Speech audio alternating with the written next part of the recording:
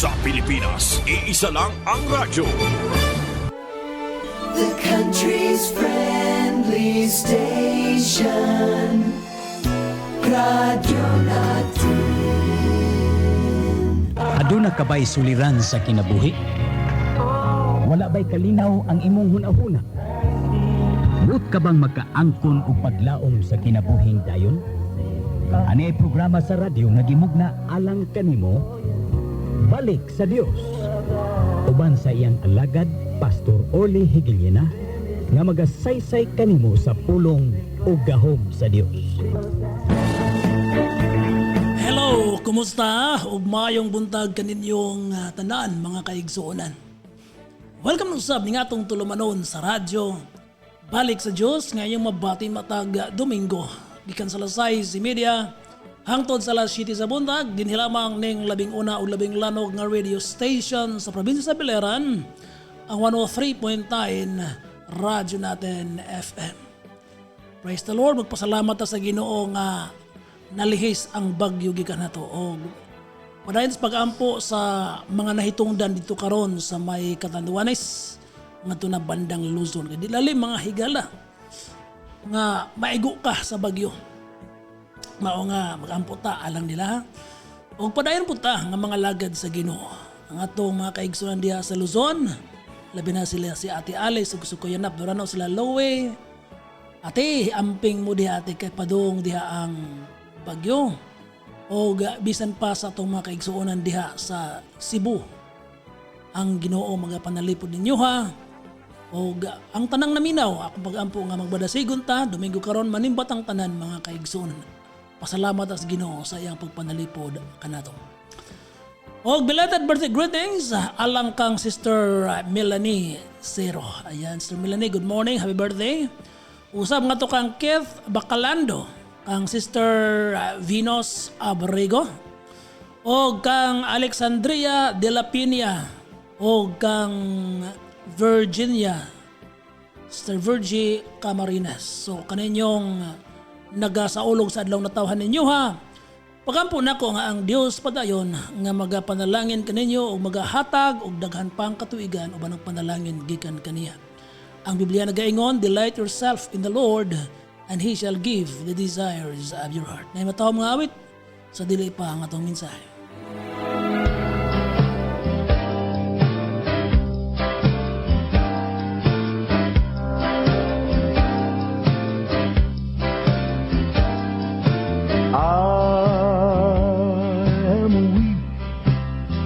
Thou art strong.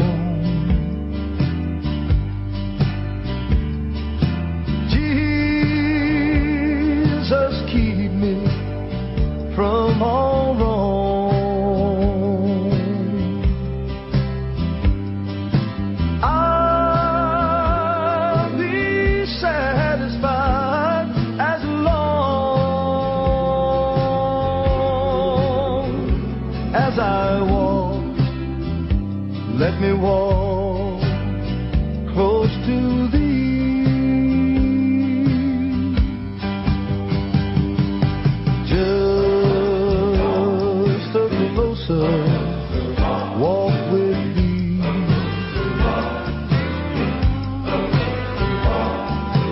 Granted, Jesus, it's my plea.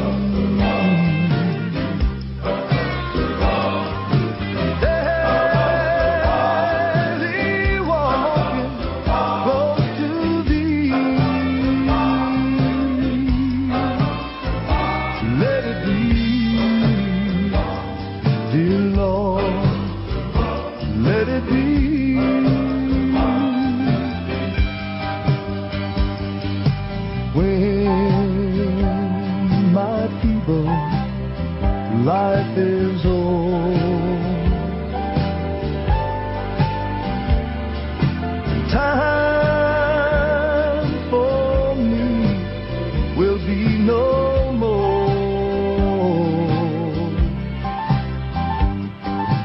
Guide me gently, safely home to thy King. kingdom, to thy kingdom shore.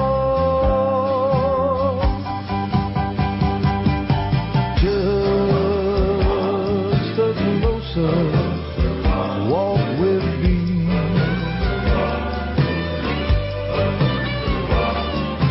Granted, Jesus, it's my plea. Daily walking close to thee. Let it be, dear Lord, let it be.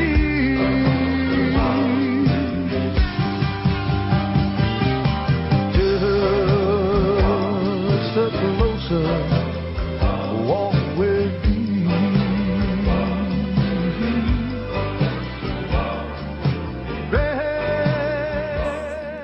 Auto si BJ Thomas sayang awit nga nag-uluhan Just Closer Walk with Thee.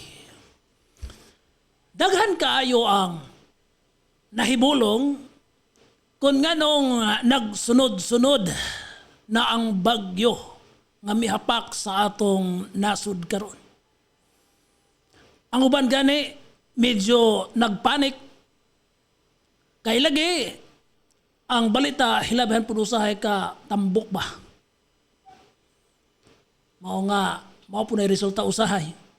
Bisan gani ang NASA nahibulong mga higala sa formation karon sa bagyo nga miabot sa tuwa. Og ako po suka sa akong paghagamay karon pasad ko makaalinggat nga dunay upat ka bagyong ga sunod-sunod. Kaniya to doon na may gasunod pero duha pero dili pod ina na ka close kadali. Kani kay igula maka gawa sa usan ni ana po yung nagsunod. Ang uban labi nag mga tigulang miingon nga Brother Orly tiguang nagyud kalibutan. Tiguang nagyud. Pero ang atong mga eksperto mga higala nag-ingon sila nga kini maoy resulta kon epekto sa climate change. Pagkausab sa panahon, ingon siya. O kining climate change, nahitabo ni tungod sa pag-abuso sa tao sa kinaiyahan sa environment. See? Mauna, ang tao mga higala, sobra kahangol sa salapi. Nga wala na magtagad kung unsay mahitabo sa ugma, kung resulta siyang gibuhat sa ugma, ang importante nga makakwartas sila. Sa mga report, atong makita nga daghang mga kalasangan nga nangakalbo tungod sa illegal logging.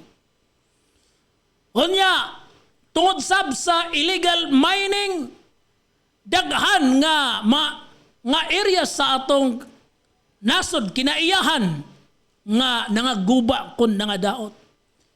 In short mga higala, wala na mabalanse ang atong ecosystem. Ni apay mga progresibo nga mga nasod ang emission sa ilang mga factories, sakyanan, dako kaayo ni og kalambigitan sa pag-init sa kalibutan. Rason ang bottom line ani tungod sa kwarta income. O kana karon kung nakabantay mo kini karon ha, ang mga agricultural land gi-convert na ngadto sa industrial or commercial land. Nining maong move mga higala kung trend, makaaninaw na ta sa unahan nga naagayoy pagkulang unya sa pagkaon kung gutom nga muabot. Tingali di panato sa ato karon at na sunod henerasyon. Unya mangutan ta kun nganong gitugutan man eh. Wa gilain gihapon nga dangkuan ni business, negosyo. When it comes to business, that means money. Mao nga dili gyud mabulis ang giingon sa Biblia. Dili gyud mapakyas ba. Diya sa 2 Timoteo 3:1 ug 2 nagaingon nga sa katapusang panahon moabot gayod ang malisod. Ang term nga gigamit sa English is terrible. Ngilngig, karadlukan, makalilisang nga panahon. Verse 2 nagaingon, kay ang mga tao mahigugmaon na lang sa ilang kaugalingon o mahigugmaon sa salapi. Kita mo ana? Kumbaga mga kaigsunan, ang mga tao wala na ipagpakabana sa dangatan sa ubang tao basta masiguro lang sila. Kulbana, mahimo kang self-centered. Ug mao na ni karon. Nakasintrula ang tao sa iyang kaugalingong mga tinguha. See? People will be lovers of themselves and lovers of money. Mahigugmaon og salapi. O kay mahigugmaon man og salapi, mga higala, kusog sila manapi kung daghag mga raket. Kana karon atong makita ang kadaot dala ni ining 3 o 4 kabagyong nagsunod-sunod sa atong nangguba sa mga kabalayan, nangguba sa mga infrastruktura, agrikultura ug uban pa. Og dili gayud kalikayan mga higala nga daghang mga hinabang nga moabot aning mga lugar gikan sa ubang nasod sa Pilipinas nga wa maigo. Of course, mutabang mga yon. Og dili lang diha. Bisan pa ang mga help kun hinabang gikan sa gawas sa atong nasod. Akong nabasa gikan sa Philippine News Agency nga matud pa ang United Nations naningkamot gyud nga makatabang sa ato dinhi nining naigo nga mga lugar sa Baguio, makahatag sila og 32.9 million US dollars sa limang ka nakadako ng kwarta ha. 32.9 million US dollars. Alang ni sa mga biktima o sa mga lugar nga naigo. Pero ang pangutana ani mga higala, kuno galing may tabo ni, moabot ni, makatagamtam ka sa insakto ang tanan? Wala kay kawatan diha nga karon nagpahipi na? Nagpaabot na ani? Naghinam-hinam na? Naamanggoy uban nga malipay pa gani nga naay kalamidad.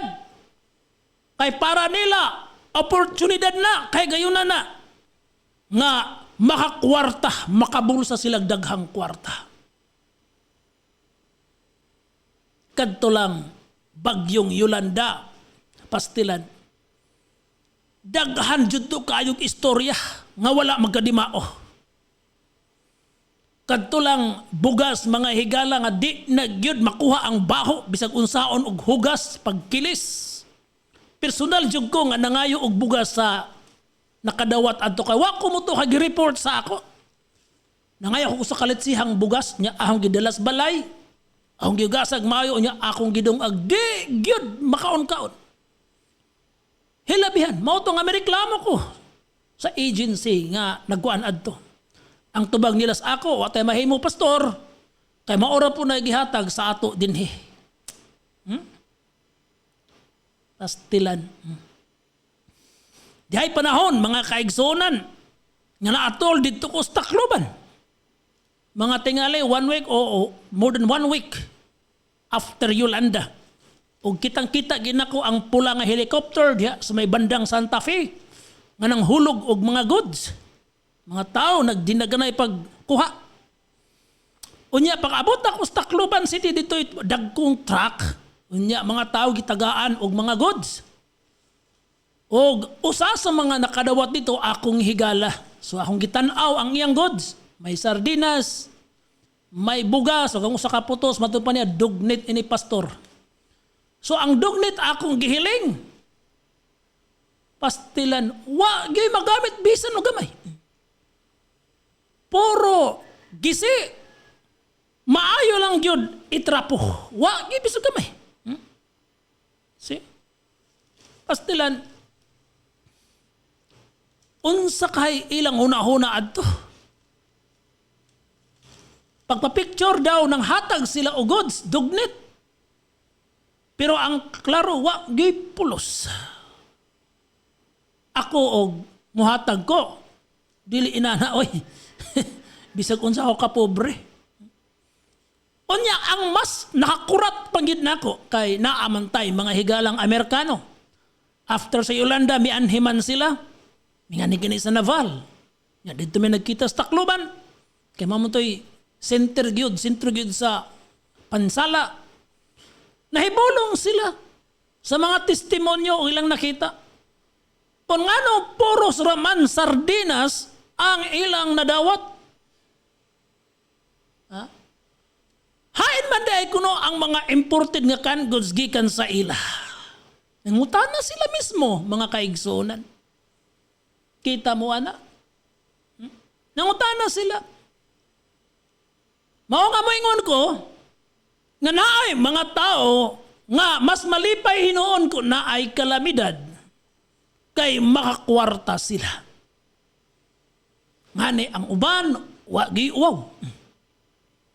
Wow, kay hilig sila manguhag pictures sa mga nagubaan, nangadaot. Unya ilang ipadala sa ilang mga amiga, kontak dito sa gawa sa nasod. Tapos magsulisit. Duha kasinatian ako ngani naka-assist ko ani mga kaigsunan dito sa Tacloban. Kay ang Amerikano nga akong higala, gisulisitan siya napulo kuno kabalay. So nagpatabang dito, nag-inspection me. May mga picture nga gipadala pero pag pangutana na pagpatuod ang hain ra, ang tawa gani upakita.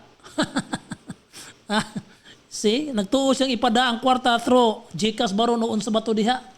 Pero kami nga man siya personal. Wagit. Inana ba? Hilig.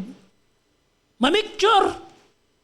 Muhimo og mga gitawag og fabricated reports. Aron lang maka kwarta. See?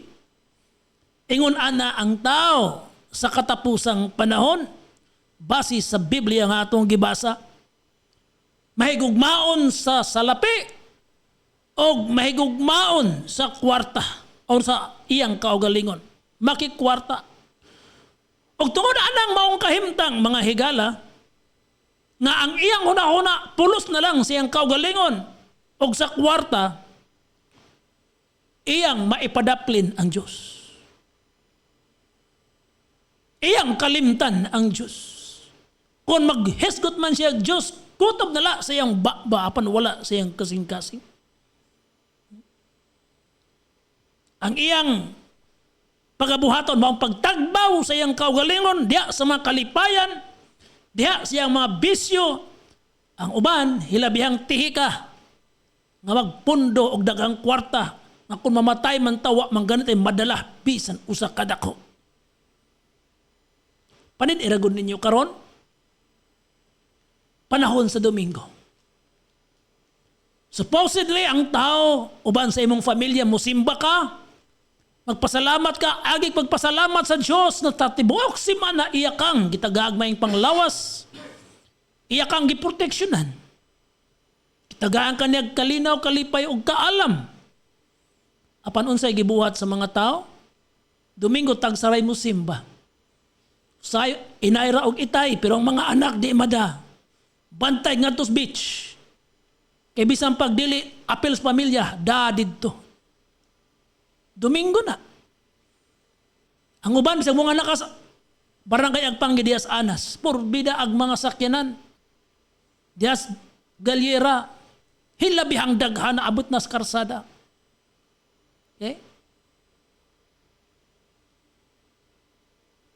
Hilabihan ka. Baligtad. Ang uban na arsbalay natulog lang. Nimpahuway. Samtang ang uban kami kwarta naman lagi, tuag lakwat sa uban sa mga barkada, ang Diyos na sa puwera. Wala na sila mahinumdum sa Diyos nga mao'y naghatag nila sa kusog. Mao'y nagpanalipod kanila. Naghatag sa kaalam o naghatag man sa ilang trabaho. See? Bisan man lang pagsimba, pagpasalamat sa Diyos. Og mao ni. Usahay bitaw mga kaigsonan. Makaingon ko nga insakto ba yapod kung nganong naay mga kalamidad nga moabot sa ato? Mga problema ba? Ang rason ana aron makahinumdum ta sa Dios ug mamalik ta ngadto kaniya. Nahinumdum ko atong Yolanda, after Yolanda, purbida ang mga simban among simisag layo na among simban, sugwak-sugwak sa mga tao. Brother Michael, daghan kayo. Uban mo hilak, pasalamat sa Diyos. Pero mga 3 months after Yolanda, wa na gyud bisan makanino. Balik na po sa ilang buluhaton. Mao nga usahay mo abot ang kalamidad diya syudad, lungsod, o nasod. Aron mahinumdum, umubalik ta sa Diyos. Kung baka that serves as wake-up call ba? Alang sa mga tao. Kana bitaw mga taong bisyoso, tungod kay kwartahan sila. Alam mo, ang uban, ngadtos problema, mangadtos balatian, uban ma-involve sa mga dili maayong hitabo, madakpan, o atos prisuhan, adto sila, makakaplag sa Ginoo. Daghang mga testimonyo ana. Ang uban tungod silang balatian, grabe kaayo, wa nay mahimo, muduol nas Ginoo. Mao nga ning buntaga mga kaigsunan, kung concern ka kung nganong daghan ang nagsunod-sunod nga bagyo karon, para nako may katuyuan ang Dios ana. Roma 8:28 nagaingon, all things work together for good. Bisag para nato, dili maayo, pero may katuyuan ang Ginoo niya ana. Sa ay manggod, hilabihan rata ka busy. Preoccupied sa atong mga trabaho, so much so nga we don't have time para sa Ginoo. Nga mao'y naghatag nato sa tanan, nga maayong mga butang. Nahimutang mga ingrato ba? Sa atubangan sa Diyos. Bosa, ning buntaga, dili lang natural nga bagyo ang akong ipakita nimo ha. Kung dili bisan pa kanang bagyo sa imong financial, bagyo physical sa imong health, o kaha, bagyo sa imong relasyon, mga higala, gitugot nas Ginoo. Aron ka mahibalik ngadto niya. Amalikon ha. Bagyos financial, bagyos physical kung balatian, bagyos relasyon, tanan nga mga ingunta problema sa kinabuhi. Moabot ni pwedeng ikaw ang may kagagawan, pwede ang yawa may kagagawan, pero gitugot na si Ginoo. Aron sa makausa, makaamgo ka. Nga layo ka na sa Ginoo, og iya kang gihigugma. Gusto ka niyang mubalik nga ito niya, mga kaigsonan, tungod kay gihigugma ka sa Diyos. Gihimo ka, sumala siyang dagbay. Ngani, may anhi siya sa kalibutan, nagpakamatay sa krus. Aron luwason ta, aron mahimot ang anak sa Diyos, og dili ta maimperno. Busa ning buntaga, pamalandong nagmayo. Ang bagyo nagsunod-sunod, yes, na. Tinuod na. Pero kagagawan po yan ng tao. Abusado po ang tao. Ganon din sa ating personal na buhay.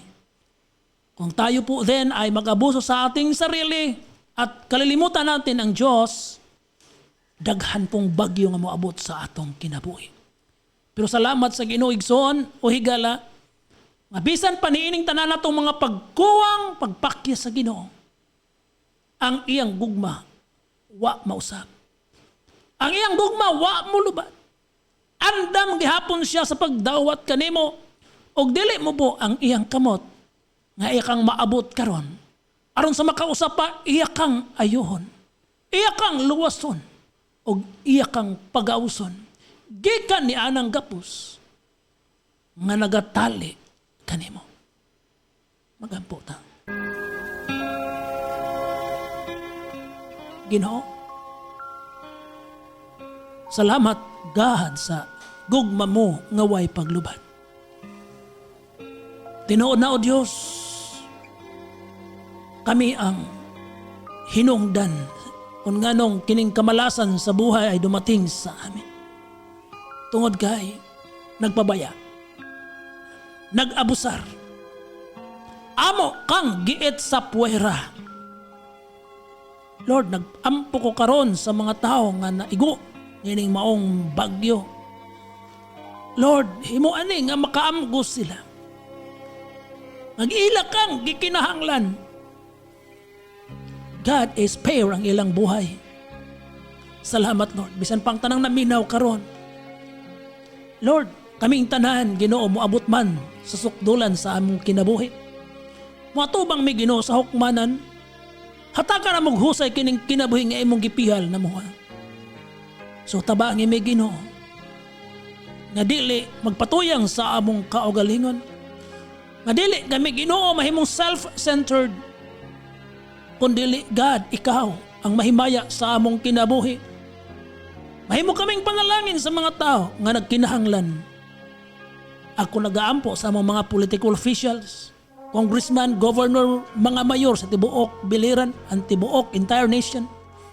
Sanggunang panglalawigan, sanggunang bayan, mga kapitan, tanan Ginoong elected officials. Lord, salamat kayo. Salamat nga ikaw Ginoo magaluwas kanila. Ning buntaga Ginoo, nagpasalamat mi sa among mayor, sa mga rescuers, mga pulis nga naghago panahon sa bagyo ning adlaw. Salamat Ginoo sa pagtabang nila nga nasa likadasig sa paghigayon sa mga taong naas dapit sa dagat.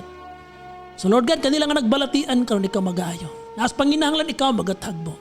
Bisan pa nimong station o ang among mga sponsor, o bisan pa ginutanang naminaw. Salamat kayo in Jesus name. Amen. Wala na ko'y panahon mga igsuon o padayon kong ga-invite ninyo ha sa pag-join sa among Sunday service karong adlaw adto sa Balik sa Diyos Church at banglang sa Evacuation Center tunga sa Barangay Agpangi ug Talustusan. Hangtod sunod di gayon ning sa mga oras ug istasyon kini si Brother Orly Higilian na mingon ninyo ha. Gihigog matang tanan sa Dios ug ato siyang alagaron sa kinasingkasing gayon. God bless. That all that bad, my friend. If you believe in yourself, if you believe there's someone who walks through life with you, you'll never be alone. Just learn to reach out and open your heart. Lift up your hands to God, and He'll show you the way. And He said, cast your burdens upon me, those who are heavily laden. Come to me, all of you who are tired of carrying heavy loads. For the yoke I will give you is easy, and my burden is light. Come to me, and I will give you rest. Our town, our radio, Radio Natin. From the most trusted name in radio,